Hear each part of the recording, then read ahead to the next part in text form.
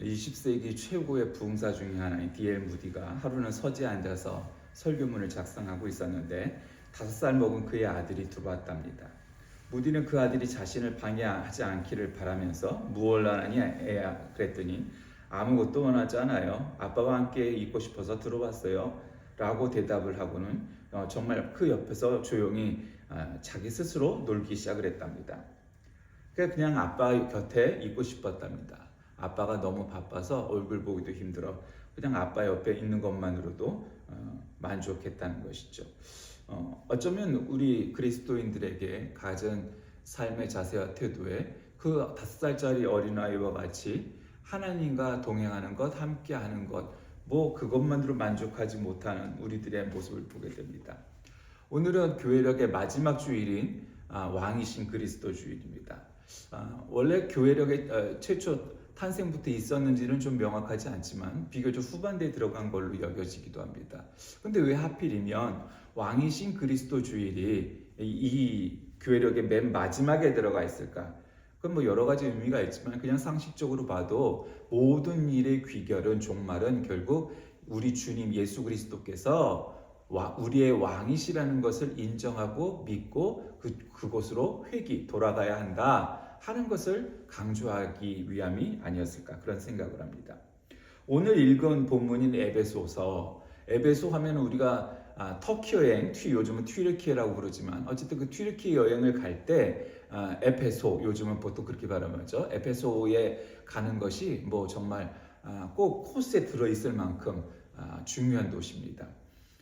우리는 그냥 고린도 전후서부터 갈라디아서, 에베소서, 빌립보서 이런 식으로 나가니까 그냥 그 중에 하나겠건 생각을 하지만 이 바울 당시에 이 에페소 교회의 이 부흥함은 사실 놀라운 것이었습니다.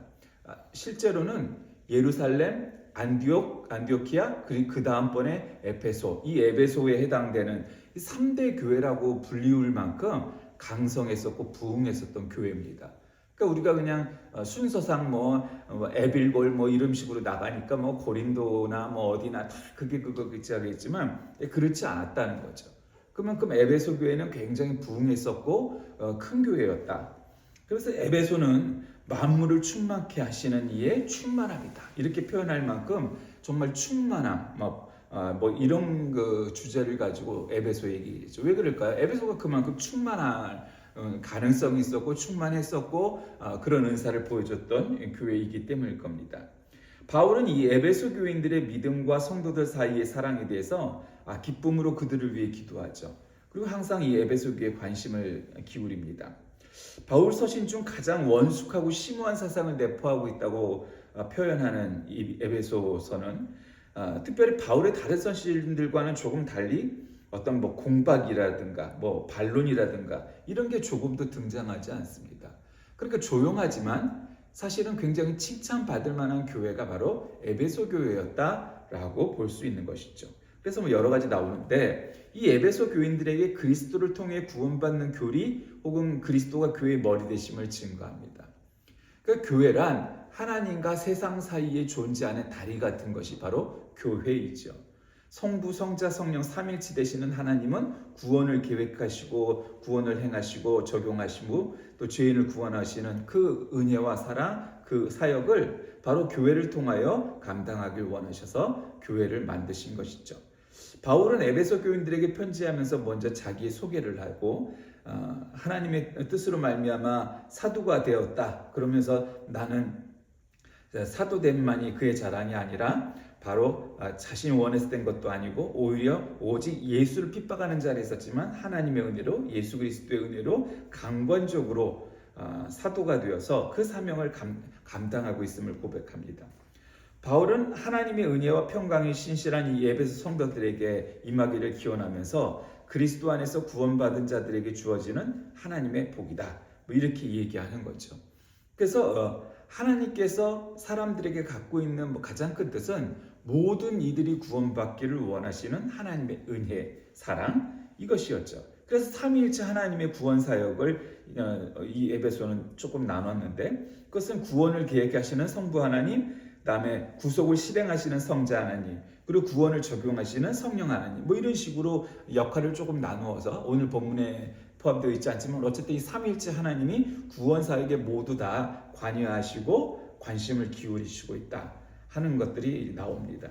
그리고 오늘 이제 본문에 들어가면 성도들이 주께서 주시는 지혜와 계시의 영을 받아 하나님의 부르심의 소망과 그 기업의 영광의 풍성함이 무엇이고 하나님께서 성도에게 베푸신 능력의 지극히 크심을 알게 하시기를 기원하면서 교회의 머리 대신 그리스도에 대해서 말하죠. 그리스도는 교회의 머리 되시는 거죠. 아까도 말씀드렸듯이 교회란 존재는 하나님과 세상 사이에, 인간 사이에 다리와 같은 역할을 감당하기 위해서 교회를 만드셨죠. 하나님이 직접 만드신 유기체는 교회와 가정밖에 없습니다. 근데 그 중에서도 교회, 그 물론 가정의 머리가 되시는 것도 그리스도시지만 교회의 머리 되시는 이가 바로 그리스도십니다. 여러분, 그것은 무엇을 의미할까요? 세상에 참 많은 교회가 있죠. 그리고 많은 사람이 있습니다. 그리고 또 많은 생각과 주장과 사상도 있죠. 제가 요즘 유튜브에서 잘 찾아보고 있는 내용 중에 하나가 뭐 진화론에 관련된 이야기입니다.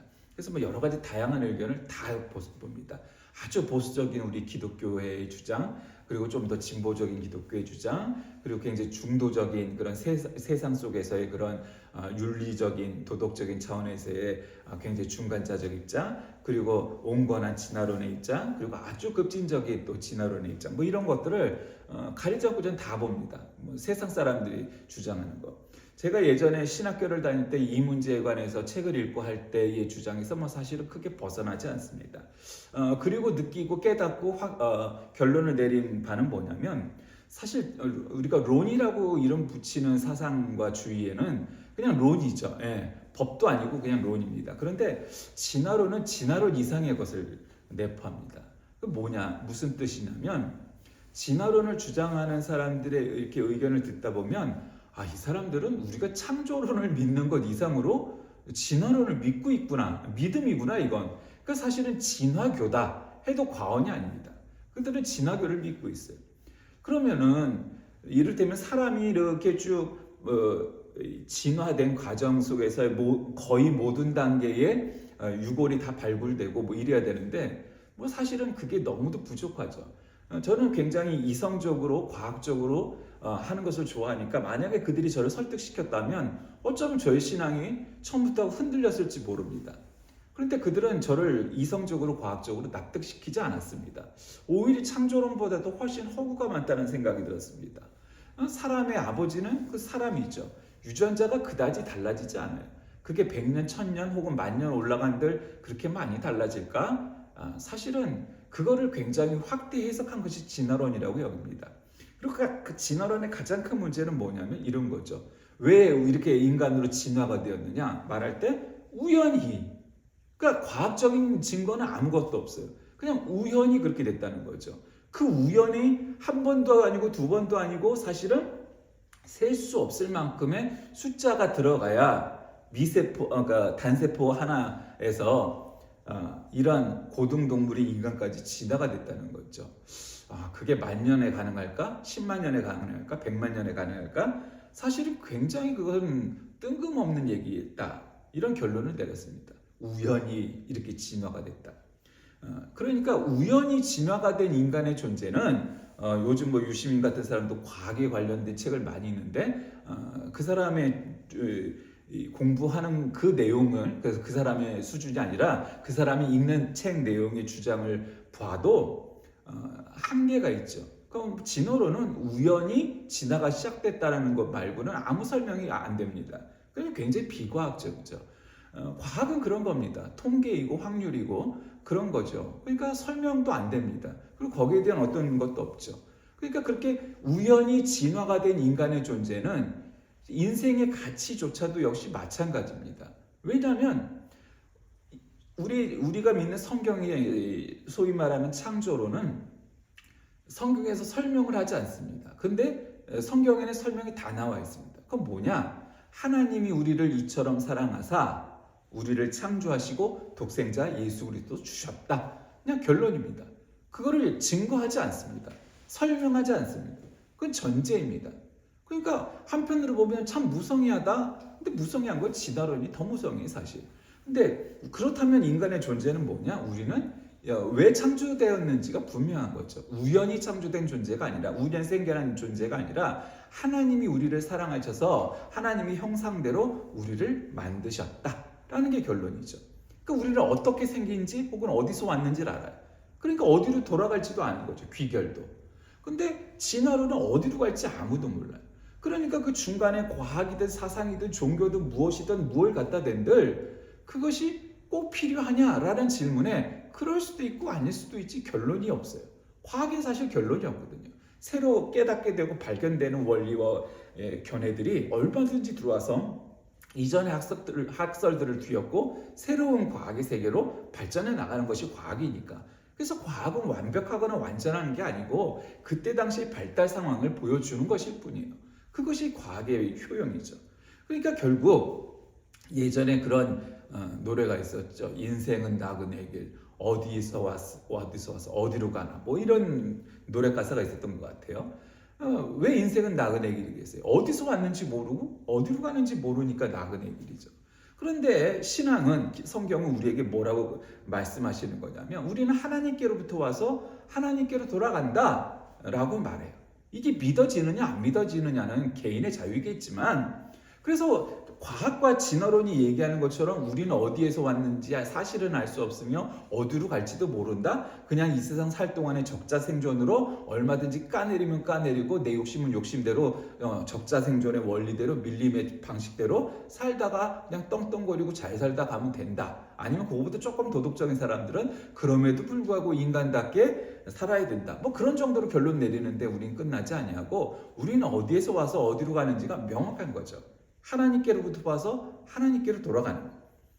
그 모든 것을 다스리시는 이가 바로 하나님 혹은 예수 그리스도 혹은 성령 하나님, 이 삼위일체 하나님이시기 때문입니다. 하나님의 능력은 십자가의 죽어 무덤에 묻으신 그리스도를 다시 살리시고 하늘 보좌 위에 올리셨습니다. 그리고는 그리스도께 모든 권세를 부여하셔서 세상을 풍족하게 하고 풍성하게 하셨습니다. 그 만물을 통치하게 하시려고 재림하실 때 그 통치가 우리에게 가시화되는, 소위 말하는 종말에 예수께서 재림하시고 천년왕국이 오는 뭐 그러한 종말의 일련의 과정 속에서 이런 그리스도의 영적 통치가 이미 교회를 통하여 가시화되었다. 우리는 그렇게 믿는 거죠. 그러므로 성도는 오직 그리스도에게 복종하고 말씀대로 사는 것, 하나님의 은혜로 사는 것, 바로 그것이 성도입니다. 그래서 만물을 다스리시는 그리스도에 대해서 말씀을 하고 있는 거죠. 오늘 본문 말씀 가운데에서 우리에게 그렇게 말하죠. 또 만물을 그의 발 아래 복종하게 하시고 만물 위에 교회의 머리로 삼으셨다. 교회는 그의 몸이니 만물 안에서 만물을 충만케 하시는 이에 충만합니다. 이렇게 말씀하시죠. 만물을 충만케 하시는 이에 충만함이라는 거죠. 교회는 그의 몸이고 만물 안에서 만물을 충만케 하시는 이에 충만합니다. 예수 그리스도는 충만함의 표상이다. 모델이고 완전한 충만함이라는 거죠. 아주 충분한 거죠. 그분이 바로 하나님께서는 뭐 당연히 그러시죠. 하나님의 전제 조건 자체가 그러니까. 그러니까 교회도 성도도, 다시 말씀드리면 성도도 충만해져야만 하는 것이죠. 물론 어느 한순간에 갑자기 뭐 그렇게 되지 않겠지만 어쨌든 우리에게 중요한 건 충만함이 우리에게 있어야 된다는 거예요. 우리가 아다시피 사도 바울은 살아생전에 예수님을 만난 사람이 아니라 예수님이 다메섹 도상에서 나타나셔서 사도가 된 아주 특이한 케이스입니다. 어쩌면 원래 예수님과 동행했던 12 제자들의 입장에서 보면 아니 네가 왜 사도야? 네가 무슨 사도야? 네가 예수님을 만나보기로 했어? 가르침을 직접 듣기를 했어. 우리는 정통이지만 너는 이단이야. 너는 예수님 만나지도 못했고 다메섹 도상에서 만났다는데 그걸 누가 알아? 뭐 이렇게 비판하고 얼마든지 할 수 있었을 겁니다. 뭐 그런 사람도 있었을 거예요. 성경에 기록되지 않았어도. 그런데 그가 스스로를 사도라 칭하고 또 성경에 굉장히 많은 신약의 거의 3분의 2가 될 정도의 많은 분량의 신약 성경을 저술하고 기술하고 그리고 또 정말 사도라 칭함을 받고 또 해외 선교의 원조가 되었고 그렇게 표현하기는 어렵지만 어떤 비중으로 봤을 때 베드로보다 못하냐? 사실은 베드로보다도 더 큰 업적을 지닌 것이 사도 바울이라도 과언이 아닙니다. 어떻게 그런 존재가 되었을까요? 예수님을 잡아 죽이려고 그러고 예수 믿는 자들을 잡아 죽이려고 앞장섰던 그런 로마 제국의 앞잡이에서 어느 날 갑자기 사도가 되었습니다. 한마디로 말하면. 그러니까 그 전에는 정말 로마 제국의 입장을 아주 철저하게 감당하던 사람이었는데 이제는 정반대 사람이 되었다는 거죠. 왜 그럴까요? 그가 예수 그리스도를 진정으로 만났기 때문이죠. 인격적으로 그를 만나고 믿었기 때문입니다. 그분이 우리의 왕이시구나 하는 사실을 깨달았기 때문입니다. 그래서 그가 여태까지 배운 세상적인 업적 지식을 다 바탕으로 해서 그는 세상의 철학과 또 유대교의 종교적인 내용들과 이런 것들에 박식했기 때문에 예수 그리스도께서 구약 성경과는 조금 다른 면모로 우리에게 다가오시고 가르치신 내용들을 100% 이해했다는 거죠. 근데 사실은 바리새인들은 전혀 이해를 못했어요. 예수라는 자는 메시아일 리가 없어. 왜냐하면 그건 첫째로 메시아가 등장하고 자기들에게 이룰 게 없었기 때문입니다. 자기들은 지금 여태까지 갖고 있었던 그 기득권을 유지해가면서 그냥 그렇게 살아가는 게 훨씬 안정적이고 변화가 없었기 때문입니다. 예수라는 존재가 정말 메시아다라는 것을 인정하는 순간 여태까지의 판을 전부 뒤집어 엎어야만 했기 때문에 그들에게는 모험이었습니다. 그거보다는 그냥 안정적으로 넌 메시아가 아니야 하는 게 훨씬 더 간단했겠죠. 그런데 문제는 예수님은 메시아였고 유대인들만 인정하지 않았을 뿐이지 세계에 훨씬 더 많은 숫자의 사람들이 예수님께서 메시아라는 것을 인정하고 믿고 확신하고 하는 사람들이 훨씬 더 많아졌습니다. 그렇게 세상은 변했죠. 물론 아직도 유대인들의 대부분은 그런 가르침에 익숙하고 확신을 하죠. 그럼에도 불구하고 이사야 53장을 비롯한 성경, 신약 성경은 말할 것도 없고 이러면 그들이 그것을 믿고 깨닫게 된다면 그들도 대단한 그리스도인의 전사가 될 것입니다. 어쨌든 그 모든 것들이 사도 바울이 아니고서는 불가했을 내용입니다. 왜냐하면 그만큼 사도 바울은 철학과 신학에 아주 익숙했던 배움을 가진 사람이었고 그래서 그것을 배경으로 신약 성경이 굉장히 많은 부분들을 남겼죠. 서신서를 비롯해서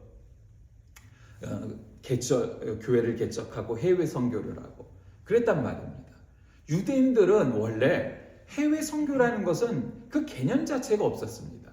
아니 우리 유대인들만 하나님의 백성이기 때문에 우리만 믿으면 되는 것이지 왜 저들에게 복음을 혹은 하나님을 가르치고 믿게 해야 되느냐? 그럴 의지 자체가 없었던 것이죠. 그러므로 사도 바울은 아주 혁신적인 혁신가였습니다. 그를 통하여서 세계로 복음이 전파되었기 때문이죠. 그러니까 사도 바울의 업적은 이루 헤아릴 수 없을 만큼 많습니다. 그러므로 사도 바울이 이 에베소 교회를 개척하고 각 지역의 교회를 개척해서 그들을 위하여 이렇게 안부를 물으며 서신도 보내고 또 순회하면서 설교도 하고 그리고 끊임없이 그들과 더불어 교회를 개척해 나갔던 그런 불굴의 개척 정신이 바로 오늘날 세계 선교의 초석이 되었고 그로 인해서 교회가 세계 곳곳으로 퍼져나갈 수 있는 그런 발판이 되었던 것입니다. 자, 오늘 저는 이 에베소 1장 15절에서 23절 중심으로 왕의 교회 이런 제목으로 말씀을 나누려고 합니다. 왜 제목을 왕의 교회라고 정했을까요? 물론 이제 왕이신 그리스도 주일이니까 그렇죠. 근데 왜 왕의 교회가 되느냐? 여러분 1980년대 혹은 크게 보면 20세기 후반부는 사실은 어파스트로피 S의 신학이 난무했던 시대이다. 신학계에서 그렇게 적용을 합니다. 여성의 신학, 해방의 신학, 민중의 신학, 게이의 신학, 기타 등등. 그러니까 어퍼스트로피 S가 붙는 신학이라는 것은 주로 진보적이고 급진적이고 이런 현대 신학이 주로 형성을 했을 만큼 어퍼스트로피 S의 신학이라는 그 별명은 굉장히 좀 더 부정적인 요소들이 훨씬 강했습니다. 그런데 그 중에서 유일하게 어퍼스트로피 S를 붙여서 전혀 어색하지 않았던 건 왕의 신학 혹은 왕의 교회밖에 없을 겁니다. 왜? 우리는 모두 왕의 교회, 왕이신 예수 그리스도를 믿는 교회이기 때문이죠. 우리 모두가 다 킹스 혹은 왕의라는 이름을 붙여서 어색하거나 무리가 될 이유는 하나도 없습니다. 교회와 관련된 모든 분야에서 말입니다. 예수 그리스도께서 우리의 왕이라는 사실을 믿고 인정하고 하는 일련의 모든 과정 속에서 그것은 어느 부분에서도 어색하거나 이상하지 않기 때문입니다. 그만큼 예수 그리스도는 우리의 왕이십니다. 물론 이제 우리 오늘날 현대 사는 우리들에게 왕이라는 것은 잘 와닿지 않습니다. 아무리 사극을 보고 역사서를 읽고 한다 한들 말입니다. 지금도 왕이 있는 대표적인 입헌군 주제 국가인 영국에서도 엘리자베스 2세는 많은 비판도 있었지만 그래도 대부분 존경과 사랑을 받던 왕이었습니다. 그 다음번에 왕이 된 찰스 3세는 참 왕세자 시절부터 참 사연도 많고 문제도 많고 사랑도 못 받는 왕이죠. 그래서 왕정을 폐지하고 공화정을 만들자 이런 주장도 합니다. 그런 나라는 왕과 혹은 총리의 그런 개념 혹은 대통령의 그런 공화정의 개념, 왕정과 공화정에 대해서 분명히 인식할 수도 있을 것입니다. 오히려. 그런데 우리는 왕정을 체험하지 못한 오늘날 한국에 사는 사람들은 다 왕정을 경험해보지 못했죠. 그러니까 왕정과 공화정에 대해서 그렇게 큰 인식을 하지 못하지만 공화정을 해도 왕 비슷하게 별 능력도 안 되는 이가 어떻게 해갖고 왕이 되는 대통령이 되는 일이 너무 많은 나라니까 아직까진. 그러니까 참 왕정이 낫냐? 어떻게 보면은 차라리 왕정이 날 때도 있죠, 공화정보다. 근데 이제 문제는 세종대왕과 같은 정조와 같은 그런 훌륭한 왕들이 계속 왕이 된다면 왕정이 최고겠죠. 근데 문제는 그런 확률이 별로 낮다는 거죠. 그거보다 공화정이 낫다. 이렇게 우리는 판단을 해서 많은 나라들이 공화정이 됐죠. 그러니까 야, 왕보다는 대통령이나 총리가 난 거 아니야? 물론 인간 세계에서는 그게 민주주의에 훨씬 더 유용하다. 이렇게 결론 내릴 수 있겠죠. 아직까지는 그렇습니다. 그러나 이 성경 시대에 얘기하는 왕의 개념은 뭐겠습니까? 그것은 독재를 하는 왕 이런 차원의 문제가 아니라 우리들의 주인 되시는 분이라는 것이고 이 하나님의 나라를 통치하시는 분이라는 그런 의미죠. 그러니까 우리가 King of God 이런 거 있죠. 킹덤 이렇게 표현을 하죠. 하나님의 나라 혹은 하늘나라 이렇게 천국 여러 가지로 표현하는 하나님의 나라. 바로 그거 뭡니까? 우리가 그 하나님의 나라도 사실은 네이션이라는 영어를 쓰지 않고 이 시대에는 보통 킹덤이라고 그랬기 때문에 킹덤 오브 갓입니다. 하나님의 나라. 그러니까 하나님의 나라의 주인은 누구십니까? 당연히 하나님이죠. 그게 킹덤이니까 그 나라의 주인이 왕이 되는 겁니다. 그러니까 우리가 생각하고 있는 무슨 세속적이고 정치적이고 현대적인 의미의 왕은 아니죠, 사실은. 그러나 그럼에도 불구하고 하나님의 나라의 주인 되시는 분이 하나님이시니까, 예수 그리스도시니까 그분을 왕이라 칭하는 것이 하나도 이상할 것이 없는 그런 여러 가지 제도와 상황에 맞는 그런 용어가 되었던 겁니다. 그래서 우리도 그냥 하나님의 왕이라고 하는 것이고 하나님은 왕이시라고 예수님은 왕이라고 표현하는 거고 그래서 우리는 킹스 어쩌고 저쩌고 해도 하나도 이상할 게 없는 것이죠. 어쩌면 이것이 훨씬 더 시간이 지나서 성경이 자꾸 현대어로 번역이 된다면 어쩌면 그때 당시에는 하나님의 나라의 대통령, 하나님의 나라의 주석 이런 식으로 현대적인 개념으로 바뀔 수도 있겠죠. 그러나 그 용어가 어떻게 바뀌든 그것과 관계없이 하나님 나라의 주인 되시는 분이 하나님이다라는 믿음을 가져야 한다는 것입니다. 왜냐하면 하나님은 풍성하신 분이고 하나님의 교회를 풍성케 하시고 세상을 풍성케 하실 분이 하나님이시라는 거죠. 말씀을 정리합니다. 지상의 교회는 아직 완전한 것이 아니죠. 그러니까 사람이 그렇고 교회가 그렇고 여러 가지 문제가 있죠. 그러므로 교회가 풍성하다 하는 것에 우리는 완벽히 동의하지 않을 수도 있습니다. 그럼에도 불구하고 교회는 하나님의 통치 안에 있기 때문에 결국 하나님처럼 풍성함을 채워가는 존재인 것은 누구도 부정할 수가 없는 것이죠. 그리고 세상을 더 풍성하게 만들어 가려고 하는 것입니다.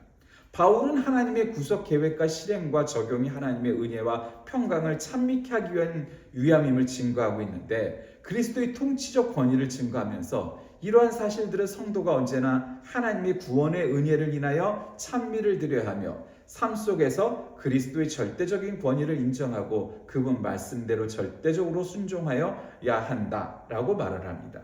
그리스도의 말씀을 지켜 준행함으로 그리스도의 왕 되심을 증거하여 하나님 나라를 확장시켜 나가는 그러한 전사 혹은 백성 혹은 그런 자녀, 그런 성도, 그것이 되는 것이 풍성해지는 것이다. 이렇게 에베소서의 결론을 내리고 있습니다. 오늘은 교회력의 마지막 주일인 왕이신 그리스도 주일입니다. 그리고 이제 다음 주부터는 새로운 교회력의 절기인 대림절이 시작합니다. 이 절기의 즈음 하에서 왜 이 절기가 우리에게 들어와 있는지 한번 되새겨 본다면, 우리는 날마다 우리 주님과 동행하며 예수 그리스도께서 우리의 왕이심을 늘 확신하고 살아가고 있는지 되돌아보는 저와 여러분이 다 되시길 주의 이름으로 간절히 기도하겠습니다. 살아계신 하나님, 정말로 우리의 왕이신 예수 그리스도이심을 늘 믿고 확신하며 살아가고 있는지 우리 자신을 되돌아보게 하셔서 날마다 우리의 왕이신 예수 그리스도를 찬미하는 우리 모두가 되게 하여 주옵소서. 예수님의 이름으로 간절히 기도드립니다. 아멘.